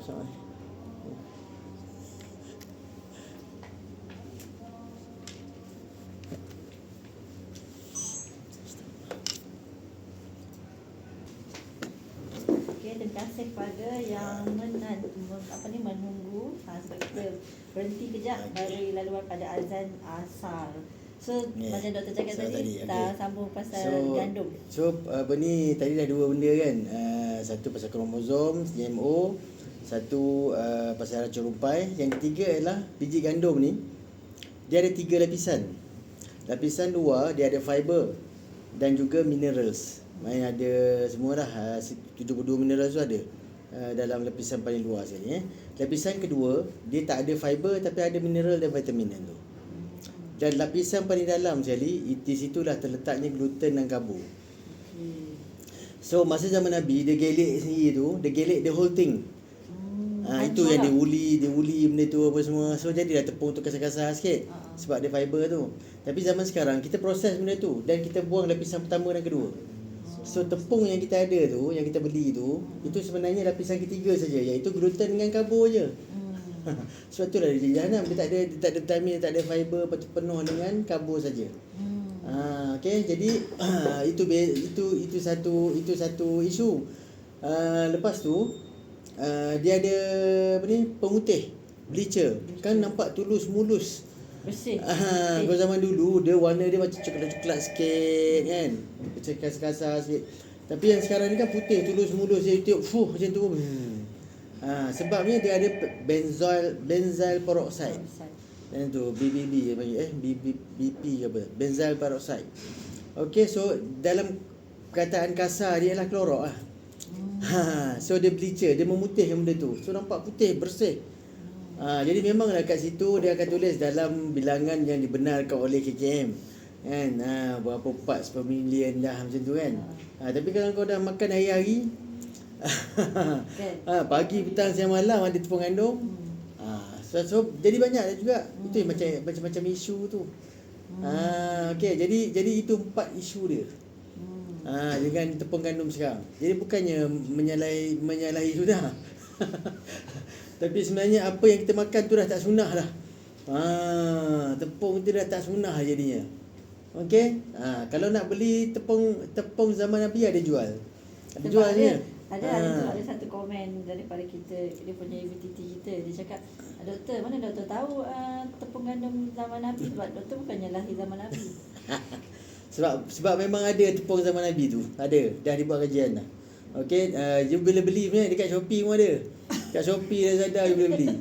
Okey, nama dia Aincon. EINKORN. Aincon.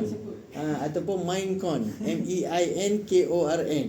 Ni semua maknanya tepung gandum tu ditanam secara organik.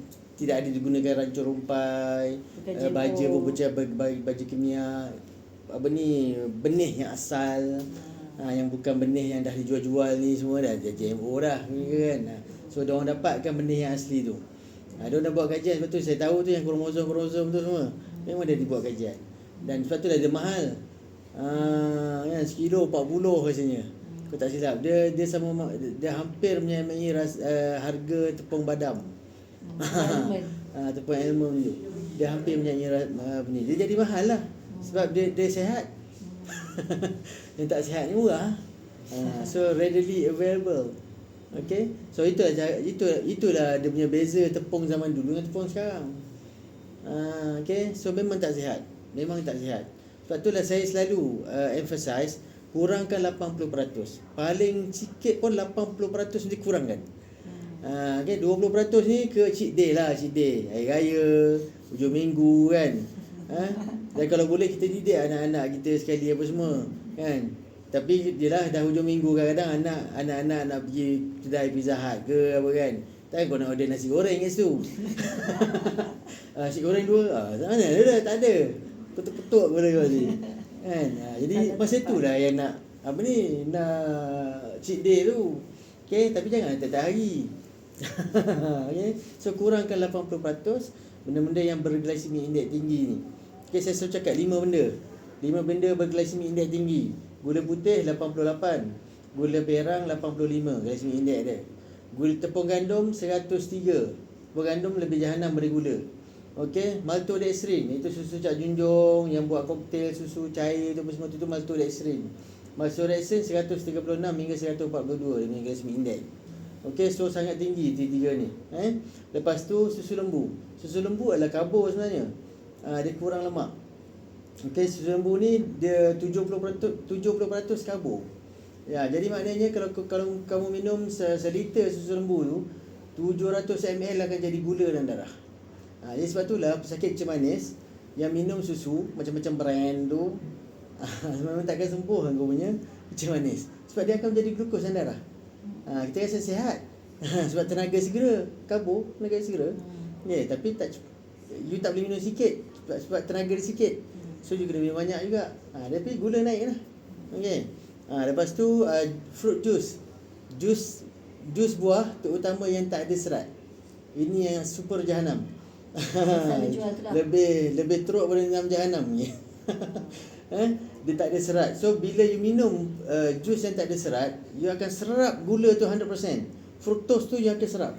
Badan kita memerlukan dalam 10 ke 20% saja daripada nilai yang kita makan tu.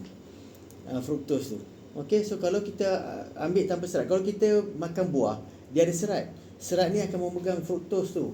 So dia tak akan terserap masuk dalam aliran kita dan dia akan dikeluarkan dalam najis. Kalau najis manis tu tak apa. Jangan kencing manis. Najis manis tak apa. Okey, jadi kalau kita minum tanpa serat, maka fruktos tu akan serap terus masuk dalam badan. Dan dalam badan kita, fruktos ni sebenarnya antara fungsi fruktos ni bukan menghasilkan tenaga tau. Dia akan dihantar ke liver untuk ditukar menjadi uric acid. Dan uric acid ni sebenarnya diperlukan untuk membuat DNA baru dalam sel baru. Kalau kita sel mati, badan kita kena ganti kan. Kalau tidak kita nampak tua. So badan kita akan ganti kan, nak buat sel baru. Dia memerlukan DNA juga, RNA, mRNA apa semua tu kan. So benda-benda ni semua diperbuat daripada salah satu daripada komponennya uric acid tu. Dalam tu dia ada purin. Purin ni lah komponen DNA tu. Jadi fruktos tu memang diperlukan oleh badan kita. Okey, tapi bila dia banyak, maka dia boleh ditukar. Dalam liver tu juga dia boleh ditukar menjadi glukos balik. Kalau fruktos banyak, dia akan ditukar jadi glukos balik. Gluconeogenesis ke apa? Dia punya proses tu. Dia tukar jadi glukos balik dalam liver kita. Lepas tu sebahagiannya pula ditukar jadi uric acid. Uric acid jadi banyak, kau jadi gout pula. Lepas tu lagi satu, selain pada uric acid, fruktos juga ditukarkan kepada lipoprotein A. Lipoprotein A ni lah yang menyebab fatty liver tu. Kan? So bukannya kena berhenti makan lemak, tapi sebenarnya berhenti makan fruktos. Dan apa-apa yang bertukar jadi fruktos dalam darah. Semua tu dah yang bertukar jadi glukos dengan cepat. Glukos ni bila excess juga, dia akan dihantar ke liver. Liver akan tukarkan dia jadi benda lain, jadi glycogen. Stok glukos dalam sel yang benda glycogen. So disimpan dalam tu jadi glukos juga, dan boleh dikeluarkan. Meninggikan balik gula dalam darah. Jadi pusing jadi glukos je. Kan? So sebab itulah jus buah tu tanpa serat tu, terutama yang tanpa serat ni memang jahanam. Super jahanam. Dan last sekali minuman bermalta. Ni ramai ni marah KKM kat aku ni. Sebab mereka sponsor KKM. Besar bagi Johan sihat. Tu kan. Itu kan. Minuman bermalta. Dia lebih daripada 50% karbo sebenarnya. So you minum segelas, setengah gelas tu jadi glukos dalam darah. Kan. Sebab tu lah orang yang minum minuman bermata, sebab sedap minuman bermata ni. Lepas tu campur gula, campur pula susu Cak Junjung. Kan, segelas benda tu sebenarnya bersamaan dengan yang O tak campur gula, tak campur susu. Segelas dia minuman bermata ni sama dengan sepinggan nasi. Kalau campur susu, campur dengan gula lagi, dia sama dengan 3 pinggan nasi. Jadi maknanya kalau you makan nasi kosong sepinggan dengan segelas minuman bermata ni yang makan sedap, dia jadi macam 4 pinggan nasi dah. You rasa you diet. Tapi gula macam sana. Kan? Itulah dia. So 6 benda yang berglycemic index tinggi ni you kena elakkan. Okey. Ingat apa yang doktor cakap tadi tu. Okey, kat sini kita ada satu soalan daripada kita punya mungkin pengguna atau pengguna kita. Orang yang sakit buah pinggang tahap 4 boleh ke ambil Mineral Life ni? Okey. So kan saya dah kata dari awal tadi kan, semua sel yang ada mitokondria sebenarnya memerlukan magnesium. Dan semua mineral yang ada dalam tu lah, 72 mineral tu sebenarnya diperlukan. Okay, so orang yang ada yang rosak buah pinggang pun dia ada di sel-sel lain ni kat otak, kat badan, kat apa semua tu yang memerlukan magnesium. Okay, cuma masalahnya ialah penapis buah pinggang tu yang rosak. Jadi bila ada mineral-mineral ni yang dah digunakan, dia tak boleh dikumuhkan keluar. Jadi dia akan berkumpul dalam badan. Sebab tu dia buat dialisis apa semua tu. Okay, untuk mengeluarkan benda ni. Jadi untuk orang yang ada CKD 4, 5 dan dialisis, you tak boleh ambil dos optimum untuk Mineral Life. So saya tak nasihatkan lebih daripada 40 titik ataupun lebih daripada 200 mg. You ambil kurang pada tu. Tapi saya rasa tak ada orang lagi pun ambil 40 titik saya. Kan, sebab habis. Kan? Sebab habis nanti 30 ml je dalam tu. Okay. So kalau you ada CKD 4, you jangan ambil lebih daripada 40. Tapi rata-rata orang ambil dalam 20 titik je sehari biasanya. Takkan sampai tahap tu. Okay. So dan sebenarnya kalau dikirakan jumlah dalam tu, kita sebenarnya tak boleh ambil lebih daripada 100 titik je sehari untuk orang yang normal. Tak boleh ambil lebih daripada 100 titik.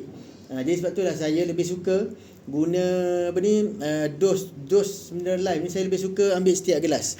So kalau air macam ni bukan 200 ml, saya titikkan. Untuk saya 5 titik. Sebab saya dah biasa dengan dengan payau dia tu. So saya boleh tahan dengan 5 titik tu. So setiap gelas saya titik 5 titik. Saya minum lah. So kalau 10 gelas sekalipun saya minum sehari, baru 50 titik. Baru 250 mg. So tak sampai lagi recommended daily dose dia tu 500 mg. Okey, jadi untuk mencukupkan tu, saya makanlah sayur, buah apa semua tu, ikan, daging semua tu, semua ada magnesium. Okey, cuma nilai dia sikit. Jadi itu cara dia. Kalau you masuk dalam gelas, katalah seliter you terus taruh 20 titik. Mineral life ni mineral ni dia lebih tumpak pada air. So bila you titik, you nampak titik tu turun sampai bawah. Jadi kalau you tak goncang benda tu, you main buka, you minum, so you tak rasa apa-apa tau.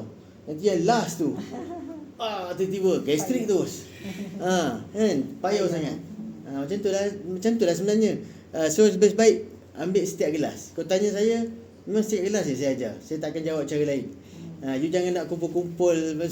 Sebab benda ni dah dibuat saiz ni. Saiz ni saiz 30 ml. Ni maknanya you taruh dalam poket seluar je. Kalau yang perempuan taruh dalam handbag. Apa susah. Macam tu. Okey, soalan seterusnya daripada Khairiyah Awang. Dia tanya, Mineral Life ni boleh ke diambil bersama dengan ubat-ubatan yang lain? Boleh. Soal apa ni, jawapan pendek dia boleh. Boleh. Okey. Cuma you kena tahu ubat tu you makan tu ada magnesium tak? Okey. So kalau macam ubat-ubat tahan sakit lah, ubat macam manis lah apa semua, tak ada masalah. You boleh ambil air yang campur dengan magnesium tu, you makan ubat, you minum. Guna air tu. Tapi kalau ubat-ubat yang ada magnesium, contohnya MMT, magnesium trisilicate, ubat angin. Ubat angin Gaviscon lah apa semua tu. Yang tu you tak boleh tak boleh ambil banyak lah.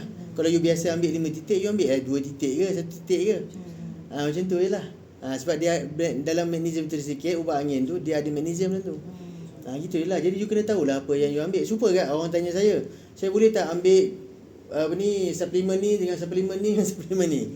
So nak ambil suplemen apa pun kau kena ada ilmu. Kena ada ilmu pasal suplemen tu. Jadi kau tahulah apa yang ada dalam mineral ni, ada magnesium banyak ni, banyak ni, banyak ni, macam ni. Jadi kalau kau ambil suplemen lain pun kau tahu magnesium, kalau ada tak magnesium dalam tu.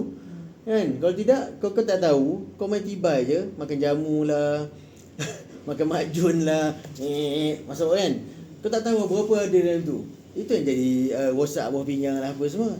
Sebab jadi berlebih. Sebab kau tak tahu apa kandungan dia. Macam untung duduk Malaysia ni, nak buat produk apa pun wajib ada ingredient. Kalau ada yang tak ada ingredient, kau jangan beli. Itu je, mudah. Suplemen. Okey? Okey, satu lagi soalan Doktor. Soalan ni sebenarnya kita tahu je, tapi tak apa Doktor, kita bagi education kat luar. Makan mi dengan nasi mana lagi okey? Okey. So kita tengok dulu. Kita tengok itself, maknanya nasi saja, nasi kosong dengan mi kosong. Dengan mi kosong kan.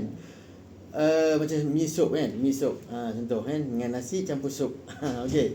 So yang berglycemic index tinggi itulah yang tak bagus. Maknanya nasi lebih okey daripada mi, sebab mi dia buat daripada tepung gandum. Itu satu isu dah. Tepung gandum tadi dah 4 isu yang saya terangkan tadi kan. Lepas tu mi kuning tu dia ada kuning. Kuning tu tartarazine. Pewarna tiruan kuning. Pewarna tiruan kuning ni kalau budak bawah 12 tahun makan banyak-banyak pewarna tiruan kuning ni, mereka akan menjadi lebih nakal daripada biasa. Okey, hyperaktif. Okey, itu satu isu dah. Lepas tu pewarna tiruan kuning ni untuk orang yang ada kulit sensitif, orang ada eczema, atopic dermatitis, urtikaria lah, macam-macam tu yang penyakit kulit tu, pewarna tiruan ni dia akan memburukkan dia punya kulit tu. Susah nak sembuh pewarna tiruan ni. Dia tartarazine ataupun nama kod dia E103 ke 105 begitulah. Ataupun CL141 apa tak ingat dah. CL13140 ke macam itulah dia punya kod. Kita tengoklah. Dia pewarna yang paling bahaya sekali ialah tetrazine, sunset yellow dengan allura red. Ini yang paling jahanam sekali. 3 pewarna ni. Okey, dan pewarna ni juga dikatakan kalau makan jangan kemas lama lah, efek jangka panjang dia boleh menyebabkan bladder cancer. Cancer bladder. Indi kencing kita punya kanser. Pewarna tetrazine dan juga hijau. Pewarna hijau makanan. Kita kan selalu makan kuih yang pandan tu. Pewarna hijau. Baik-baik. Dia boleh menyebabkan kanser. Selalunya bladder cancer lah. Okey. Okey.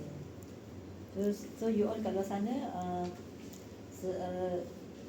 lebih baik nasi lah daripada mi. Kesimpulan dia lebih baik nasi daripada mi. Cuma itu kau baik isaf kan. Tapi kalau lah nasi tu kita ambil ayam masak kicap, makan ayam masak kicap, mi goreng yang kicap, sama jahanam. Sebab dah campur dengan kicap dengan gula, mana ada gula lagi, soya lagi apa semua. Yang mi tu dia tepung gandum tu dah jahanam dah. Lepas tu campur dengan soya dia apa semua, kicap tu dengan gulanya apa semua, lagi double lah.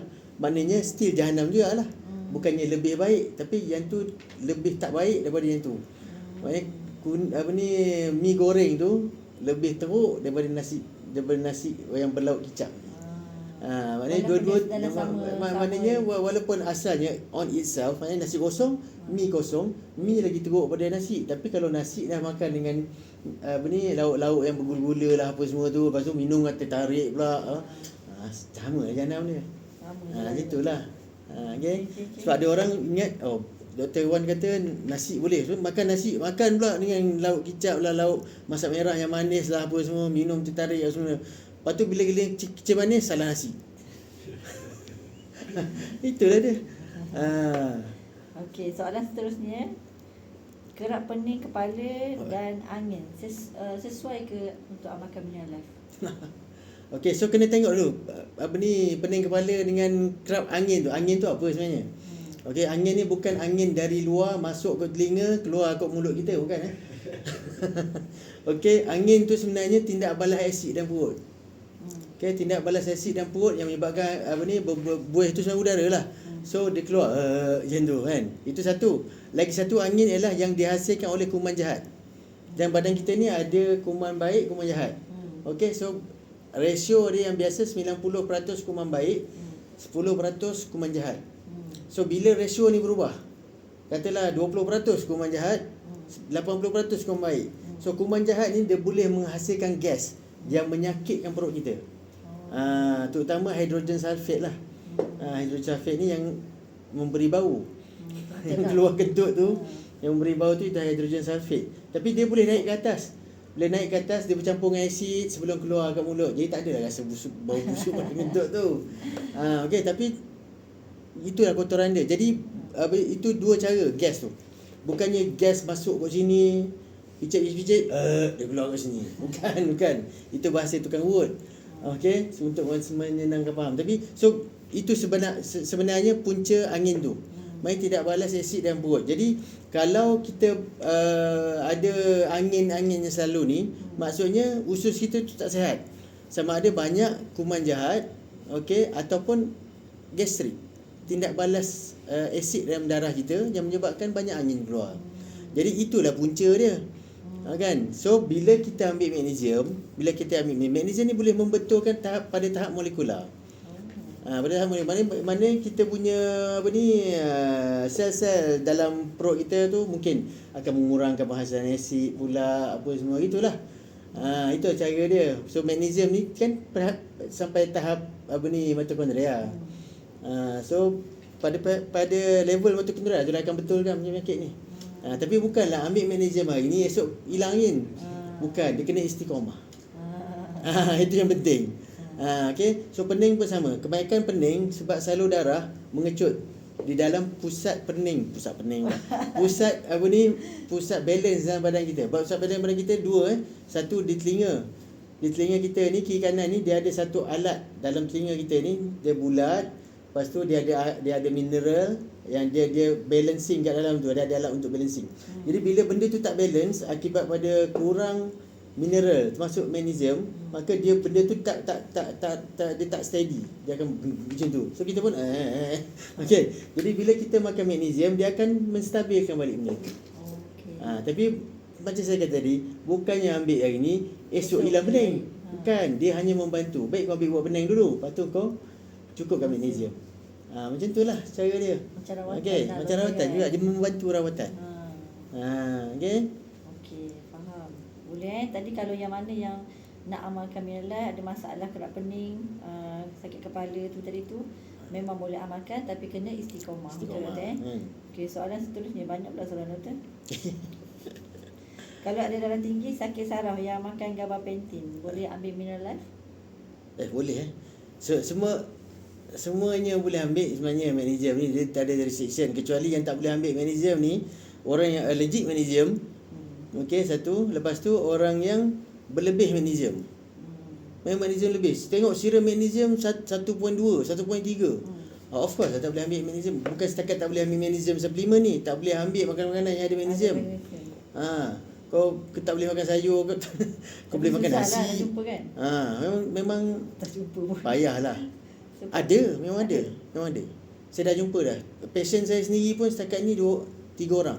Tak boleh. Saya check magnesium dia tinggi. Kan? Tapi dia memang cakap dia ada palpitation, dia ada berdebar-debar. Dia rasa macam overpower sikit. Macam tak boleh nak diam. Dia magnesium lebih. So otot dia nak mengecut. Kena bekerja je. Macam tu. Okey.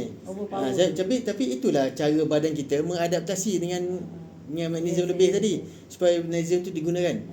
So dia terpaksa aktif. Macam tu. So 2 tu je lah yang tak boleh ambil magnesium ni sebenarnya. Tak boleh ambil suplemen magnesium. Macam tu. So soalan seterusnya, sesuai tak untuk GERD dengan gastric Mineral Life ni? Okey. So berbalik pada perkara asas juga. Kau kena tahu first kali sebab apa kau gastrik. Nombor 2, kenapa kau GERD. Jadi bila tahu punca penyakit ni, barulah you tahu yang mana yang menyebabkannya, dan itu yang you kena kawal. So magnesium ni hanya membantu. Okey, macam contoh GERD lah. GERD kan, orang kecil manis yang lama HbA1c 10, 8 kan, biasanya dia punya sphincter tu antara salur makanan dengan perut kita ni, dia ada sphincter tu. So sphincter tu dia akan terbuka menyebabkan GERD. Jadi asid dari bawah-bawah boleh naik ke atas. Okey, dan makanan boleh turun tanpa had. Laju sangat. Okay. So bila orang kecil manis, dia melemahkan saraf. So vagus nerve yang jaga sphincter tu dia akan jadi lemah. So macam mana cara dia untuk merawat GERD tu tadi? Kontrol kecil manis. Bila kau kontrol kecil manis kau, maka saraf tu akan bertambah elok. Maka jadi eloklah balik kau punya sphincter tu. Dan di situlah peranan magnesium. Sebab magnesium ni, dia kalau circular muscle ni, kalau dia mengecut, dia akan terbuka. Kalau mengecut dia akan tutup. Kalau dia relax dia akan terbuka. Okey. So magnesium ni dia merelaxkan muscle tu. Jadi sphincter tu silap. Dia circular, dia dekat lower esophageal sphincter ni, dia circular muscle, dan di antara tu dia ada muscle yang bentuk panjang tu. Jadi muscle ni dia yang menarik otot tu keluar dan yang meriliskan dia tutup. Jadi yang otot-otot tu lah magnesium akan merelaxkan dia. So bila relax dia akan mengecut kan. Menolak kan. Di situlah fungsi magnesium, dia membantu. Tapi yang lebih penting kontrol kecil manis tadi. Okey. Contoh kedua, GERD boleh disebabkan orang yang buncit. Perut buncit. Sebab buncit ni bila perut kita besar, dia sebenarnya lemak-lemak tu sebenarnya menolak perut kita daripada bawah. So dia akan naik ke atas. Kita tahu kita ada diaphragm, antara dada dengan abdomen ni kita ada diaphragm. Okey. So ada lubang kat situ tempat kita punya salur makanan lalu, perut dari bawah kan. So bila pressure dari bawah, so perut kita tekan ke atas. So adalah sebahagian daripada perut tu akan terkeluar kat lubang tu yang menjadi hiatus ni. Kan. So yang tertarik tu dia akan mengherutkan bukaan tu. So tarik tu dia nyek terbuka. So sebab tu orang buncit boleh kena GERD. Jadi apa ubat dia? Kuruskanlah buncit tu. Ubatnya kurus lah. So itulah punca dia. Lepas tu di manakan magnesium tu? Membantu tadilah. Menutupkan balik tu dengan lebih efektif. Macam tu lah. So supalah gastrik apa semua. You kena tahu punca gastrik you. You jangan doktor kata awak ni gastrik. Kata, oh okey. Tanyalah dia kenapa saya gastrik ke? Doktor tak beritahu lah. Kalau kau tak tanya dia bodoh lah. Kan? So bukanlah macam contoh gastrik kita kena elak makan pedas. Tak semestinya pedas je. Kalau saya nak cerita kat sini panjang ni. Punca gastrik. Panjang. Okey, kita ada satu lagi soalan daripada Alaidil. Dia kata, Assalamualaikum, saya nak cuba ubat ni. Bukan ubat ini suplemen Mineralife.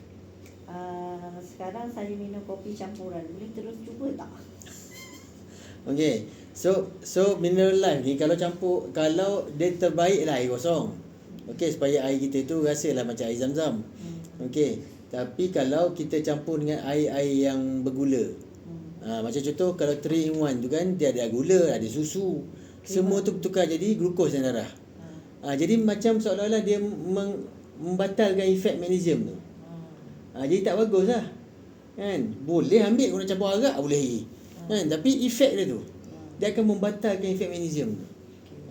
Macam tu lah. Okay, so sama lah. Kita nak try 3 in 1 tadi kan. So dan 3 in 1 tu mesti ada paling kurang 3 ke 4 sudu gula mesti ada. Lepas tu ada creamer pula. Creamer tu susu lembu. So dah tukar jadi glukos lagi. Jadi kita masuk magnesium, kita rasalah tawa-tawa kita payah-payah tu. Tapi efek baik dia tu akan terbatal. Sebab magnesium cuba membuka salur darah. Tapi glukos yang tinggi tu menaikkan insulin yang menyebabkan kekangan yang mengecutkan balik. Melawan. So dia lawan balik efek magnesium tu. Jadi macam bodoh. Buat kerja sia-sia kan. Buat kerja. Dia macam plus minus. Macam plus minus gitu je. Jadi bodoh lah. Kan? Ada duit lebih terus beli benda dah habis duit tu. Jadi tak ada efek baik dia. Okey, faham. Okey. Soalan lagi ke soalan? Ada surau ke sini? Berapa sampai berapa kita punya dah? 5 minit. Okey, pada anda di luar sana tu jangan lupa share live kita hari ni. Terima kasih banyak.